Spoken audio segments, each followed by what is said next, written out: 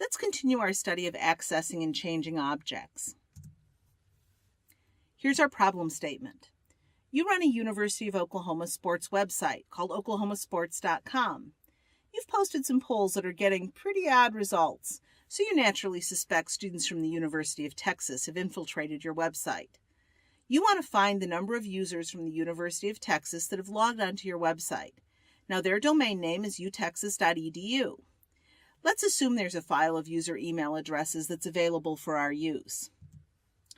Before we try to write this program, we need to make sure we understand how email addresses work. Email addresses have three pieces. So I've put my email address there, dtrytten@ou.edu. The first part is an individual's name. Now that part may or may not be case sensitive. What I mean by that is capital and small letters may or may not be counted as the same letter, just depending on that particular email server. It's completely untrustworthy. The @ sign, however, is always the same, and the domain name is not case sensitive. So if somebody put utexas.edu in all caps, or utexas.edu in small letters, both of those are from the same domain name. The other thing we need to know is that an email address like fan@cs.utexas.edu is in fact an email address from the University of Texas because it ends with utexas.edu, whereas fan@utexas.edu.hotmail.com would not be an address from the University of Texas. That's an address from hotmail.com, which is a different website. Now we need to design our test data. We're certainly going to want to have several different files. A file with no data is always a good idea, a file with a single email address, one that's all utexas, one with no utexas, and a file with mixed data in it. Now to create these files, we do File menu, New, File, and make sure we save it with a .txt extension. Let's go to Eclipse and take a look. So we're in Eclipse, and you'll notice that I have a large number of data files hanging around. Now I've stored these data files in the home directory of the project because that's a good place for data files. You'll notice a couple of them I forgot to give txt extensions. That may cause us some problems later, so we'll have to pay attention for that. So for example, the file with no fans is an empty file. Now, we may decide later that that file isn't fair, but certainly it would be great if our program could work with that. Here's a file with one Texas address. Here's a file with one OU address. Here are 5 Texans. There are 5 Oklahomans. Now, notice in that one I've put in some variations in capitalization to make sure we test that that stuff is working correctly. Here's a mixed OU and Texas, and here's 3 OU and a Texan. Now in that one I put in all capital letters. So I'm trying to mix it up and get the best possible test I can for our program. If you wanted to make another file, you would go here, File, New, File, and give it a name, put data in it, and make sure you save it. One thing I should point out is that when there's an asterisk in front of a file name, that means the file hasn't been saved. The risk for that is the file that has been saved that's on disk may be different than the one you're looking at. So when there's an asterisk in front, for example, let's say we went to this one and added and removed a space. Right now, Eclipse thinks that file isn't saved because we've made changes to it since the last time it was saved.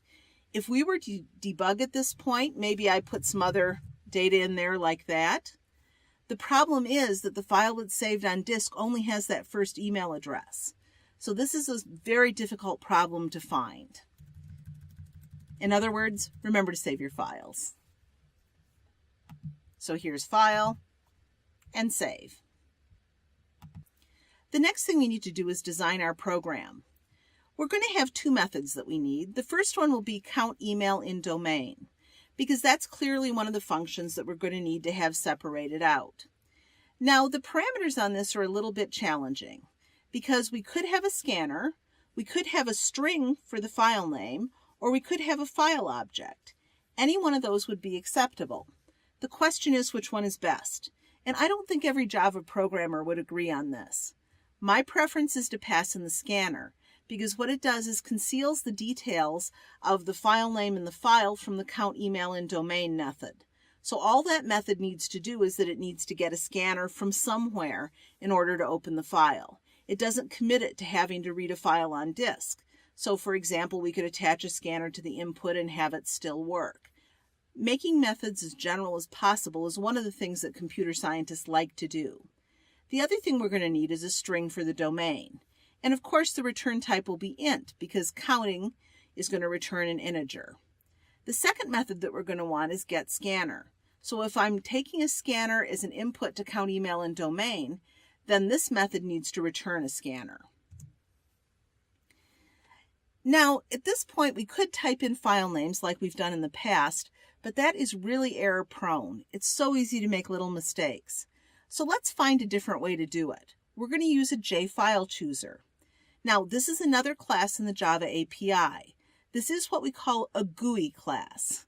GUI, even though it sounds funny, stands for GUI, which is a graphical user interface. Now, most of the Java GUI classes are too complicated for a beginning programmer to use, but this one's okay as long as you don't pay too much attention to all of the possible things that this class could do. So let's go and read about it and see what's available to us. Here's the Java API. I'm going to do Control F and select a JFileChooser right there. And we can read the preamble on it. Well, the first thing we want to notice is what package is it in. Well, it's in javax.swing. Well, that's kind of different than what we've seen in the past because our other classes have usually been in java.lang or java.util or java.something. This is JavaX. Well, what that X stands for is extensions. And that's a warning that this class is not part of the standard Java. It is a very commonly used class, though. It comes from Oracle, just like the other Java classes. And so even though it's an extension to Java, it's not that big an extension. So let's read the details. JFileChooser provides a simple mechanism for the user to choose a file. The information about using JFileChooser, see How to Use File Choosers, a section in the Java tutorial. Now, I don't actually recommend that you go there because the Java tutorial is made for more experienced programmers. So it's going to talk about a lot of things that aren't going to make any sense and make this more complicated than it needs to be. The following code pops up a file chooser for the user's home directory that sees only JPEG and GIF images. Hey, wait a minute, we've got something we can work with here. JFileChooser chooser equals new JFileChooser. So we know what that is. That's a constructor. So we're going to construct a JFileChooser object. Now those next two lines of code have to do with selecting JPEG files, and we're not going to do anything fancy like that, so we can just skip over those. Then we see int return val equals chooser.showOpenDialog of parent. That's the method that allows the user to choose which file they want. If that method returns this constant here, jFileChooser.approve option, then they've printed out the file name. Now that isn't exactly what we want to do, but this is certainly some good code to get us started. So let's grab it, copy it, paste it into our program, and manipulate it a little bit. So here's the shell of a program that I've started. This is the getScanner method, starting about line 20. And there's the code we got. You'll notice that Eclipse is complaining about a couple of lines of code. Well, luckily for us, those are the lines of code that we don't need.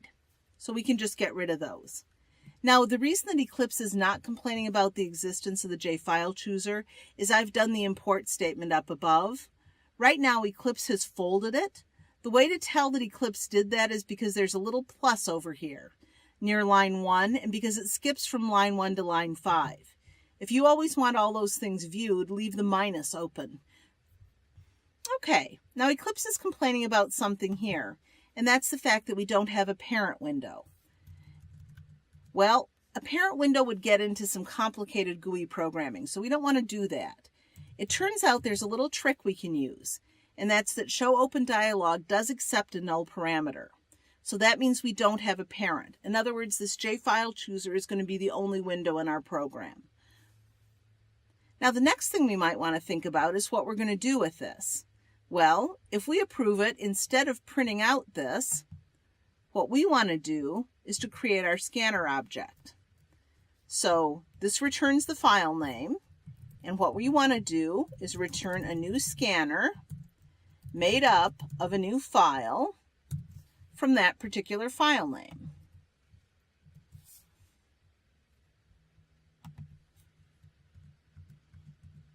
If you don't like putting all of that on one line of code, you certainly could separate it into 2 lines of code.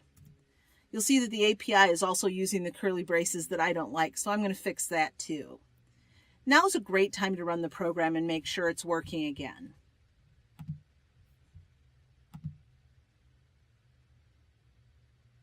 Oh wow, look at that, we got a file chooser. So we can pick a file like this and open it. Uh-oh, something went wrong.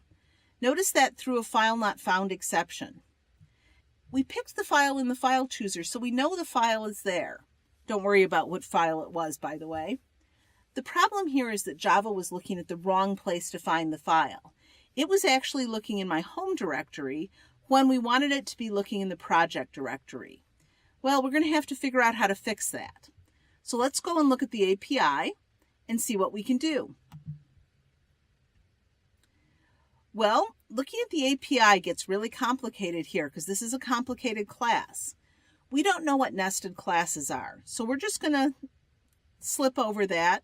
And we really don't know about these fields just yet, but we do know about constructors.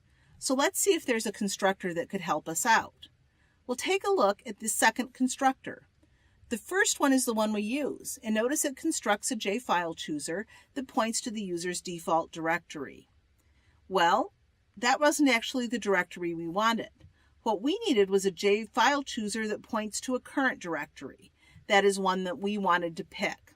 So right there is the constructor we want. The only question we have here is what's the name of the current directory? Well, it turns out the name of the current directory inside this Eclipse project is just period. Java knows which directory is our home directory for this project. That is this Texas Infiltration directory inside our project directory. And so that will solve this problem. Now let's run the program again. By the way, we need to stop this. If you don't do that, that causes problems later. So let's run the program again and see what we get.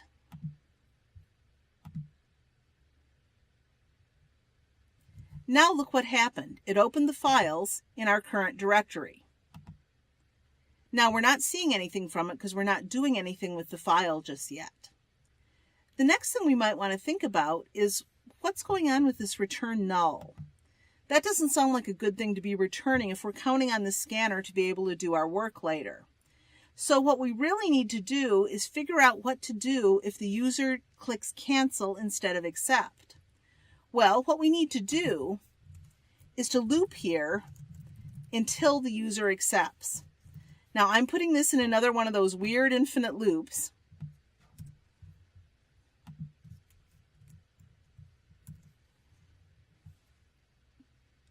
Because now if we don't return, we go back and open the chooser dialog again. You notice Eclipse is now unhappy about this return null.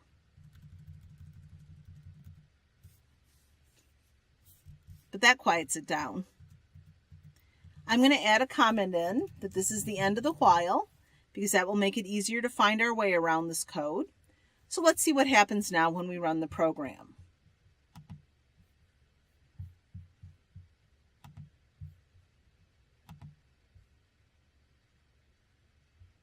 So we're going to pick our file and open it, and nothing happens. Well, that's good, just exactly what we wanted. So the next thing we're going to need to do is to create a scanner object and store it in the main program. So that's our communication back. Notice also that I've made our getScanner method and our main method throw a file not found exception. Remember, that's always necessary when you open a file because Java is so paranoid that file opening is going to cause trouble.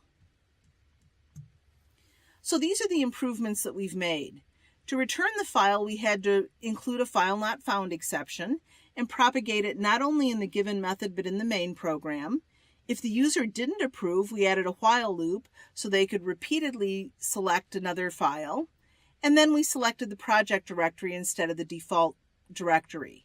Now, we actually didn't use a mutator method to do this, although you could. And remember, the name of the project directory was just a period by itself.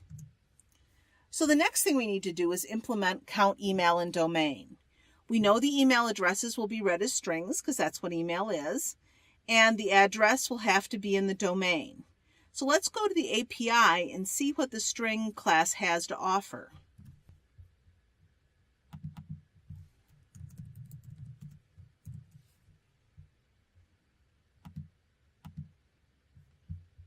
So here's the string class we want. And now we need to go down and look at the methods and see what's available. Notice that the string class has a tremendous number of constructors, most of which make absolutely no sense to us at this point. So here are the methods. We've got char@, so that returns an individual character, but we probably don't want to deal with this one character at a time. A method we might want to consider is contains. Now, contains says it takes a char sequence, and it turns out a string is a special kind of char sequence, so that would work. The problem with using contains here, though, is that if the domain name is in the middle, not at the end, that's going to return true. And that isn't what we want because that isn't how domain names work. If, on the other hand, we look at ends with, we need to test if the string ends with a specified suffix. So that actually is the right method. There's also another method called begins with.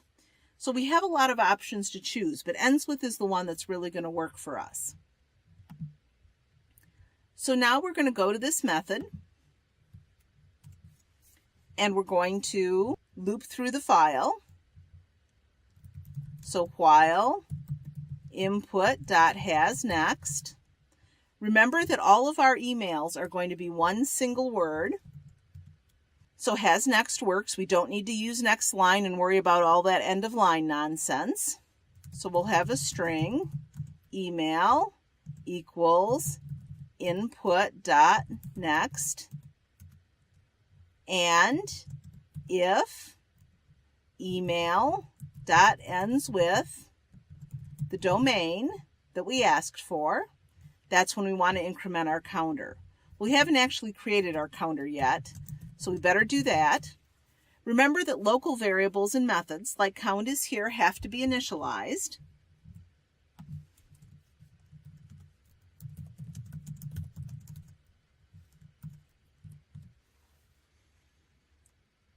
So there we go, count equals count plus 1. And then, instead of returning 0 at the end, we'll return count. So this is actually a rather simple use of the string class. We now need to call this method up in our main program. So we'll say int count equals count email in domain. We're going to use the scanner that we created earlier and look for utexas.edu.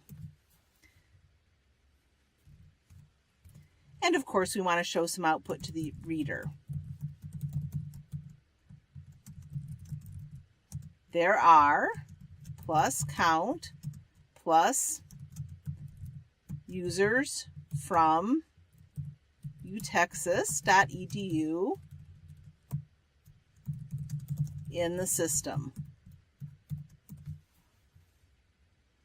So there we go. So let's run the program now.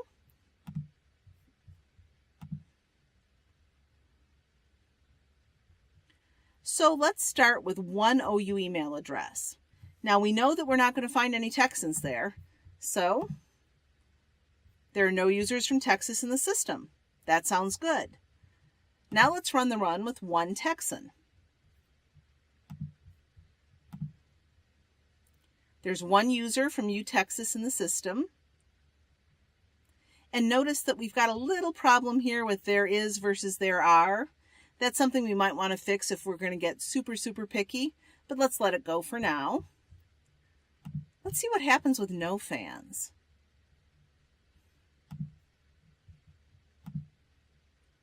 Wow, that one worked too. So notice by being a little bit more ambitious, we actually have a more general program, so that's great. Now let's go and see what happens with 5 Texans. Uh-oh, there are only 3 users from Texas in the system. Well, we better take a look at that data file and see what's up. Well, if you look and see what happened in this data file, there are in fact 5 Texans there. The thing is that some of these have capital letters in their domain name, as they're allowed to, and some don't. The ones that don't have capital letters were counted just fine, and the ones that do have capital letters were not. So we need to think of a strategy for dealing with this problem. So here, when we get our next value, we might want to look just at strings that are in lowercase. Now, changing a string to lowercase could be a lot of work, but then again, the string class might have something special for us. So let's go and take a look. As you get down here, you'll see that there's a method called toLowercase. Now we're going to have to think carefully about how this method should work, because if we just call this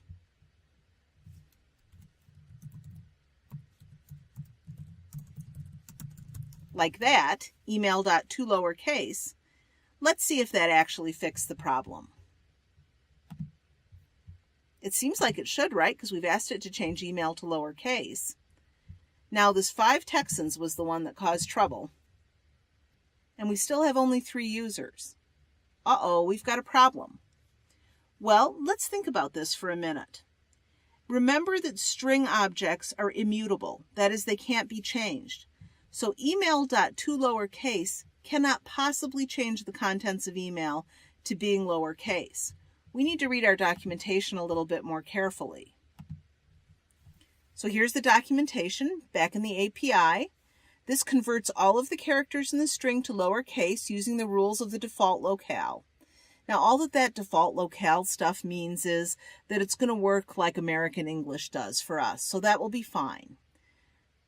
This method is locale sensitive. Yeah, we don't need all that stuff. That's much more advanced programming than what we're worried about. But look at what it tells us it returns. The string converted to lowercase. So basically, we needed to take advantage of that return value. The string itself was not modified because no string can be modified. This is what we need to do, is to save that string that was returned and then convert it to lowercase. So let's see what happens now. So we're still sweating out our 5 Texans data set. That one's working just great. Let's go back and make sure 1 Texan is still working. You never trust anything to be working. 1 user from Texas, that looks good. Let's see about our mixed OU Texas. Well, it says there are 5 U Texas users from the system. So let's see if that's correct. Well, I'm certainly not from University of Texas, but there's one on the 2nd line, not the 3rd line. The 2nd one is on the 4th line. The 3rd one is on the 6th line.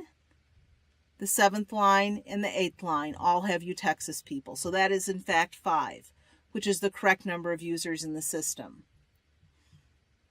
Now we could go on testing and testing this program, but we actually have it working at this point. One thing we might want to do, though, is to make our program a little bit more useful, because right now it's just dealing with the University of Texas, when really it should be dealing with any university, or in fact, any domain in general. So let's generalize a little bit. Enter the domain you're searching for.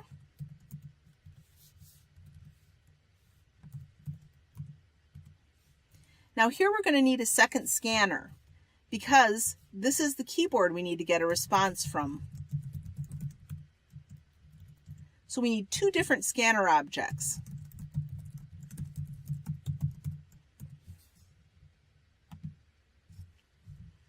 So we will now say string domain equals keyboard.next. We know that domains have to be a single word, so that's a good thing to choose there. And then here, instead of U Texas, we'll put in our domain, and here we'll also include it.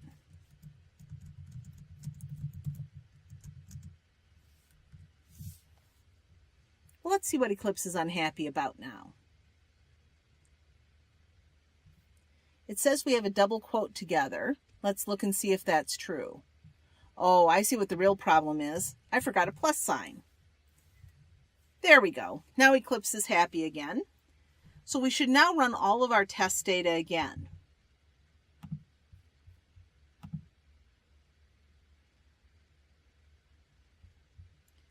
So let's take 5 Texans, since that was the problem one before. Enter the domain you're searching for.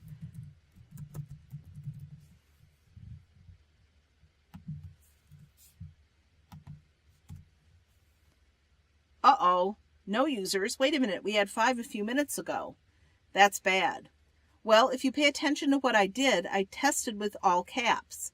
So what we forgot to do here was to change the domain name to small characters, so that when we change the domain names below to small characters, they'd match. Well, we know how to do that now, so let's fix it. Domain.to lowercase. Here we go again.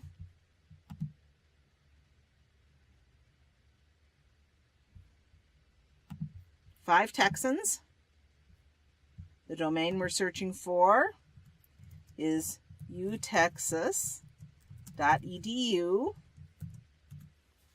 And we're now getting 5 users from Texas. The only thing that's a little bit awkward about this is that notice the domain name that's spit out isn't the same one that's entered. That might confuse some users if you had people that weren't very sophisticated. So maybe we should fix that a little bit and make it a little prettier. And let's call this string lowercase domain. So we can look for lowercase domain there. Now, let's think about this for a minute. Is this really something we want in the main program, or is this something that should have been in the count email and domain? Well, if you really think about it, it makes a lot more sense to do this type of manipulation inside of count email and domain, because that way, if somebody uses this chunk of code somewhere else, they'll get the benefit of it. So let's be a little smarter about what we're doing here.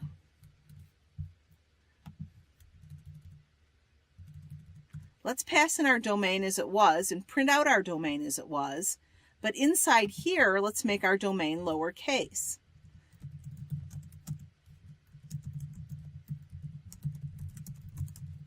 Again, remembering to save it in the domain object. This is not going to change the domain object that's in the main program. These are 2 different references, and remember, it's a string anyway, so you know it can't be changed, so everything's okay. But let's make some comments here so people understand what we're up to. Change the domain to lowercase, since domain names are not case sensitive. And now we can also put a comment down here, change the input to lowercase too.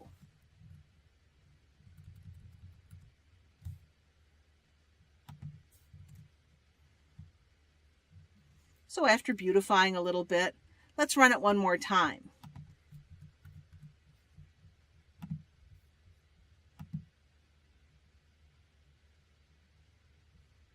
So 5 Texans now. Enter the domain name you're searching for. utexas.edu. There are 5 users from utexas. So now it's spitting it out in the same language the user included it. Let's run it again and see if it works with lowercase letters.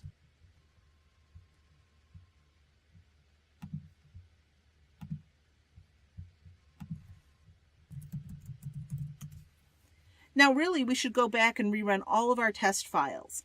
Anytime you change anything, it has a risk of messing up your code. And so you have to be careful about repeatedly rerunning your code. The debugging problem we had was a problem with the case of data. And our strategy was to pull the domain out of the email address, change it to lowercase, and check to see if it ends with the proper domain. So we've now solved our problems. Keep programming.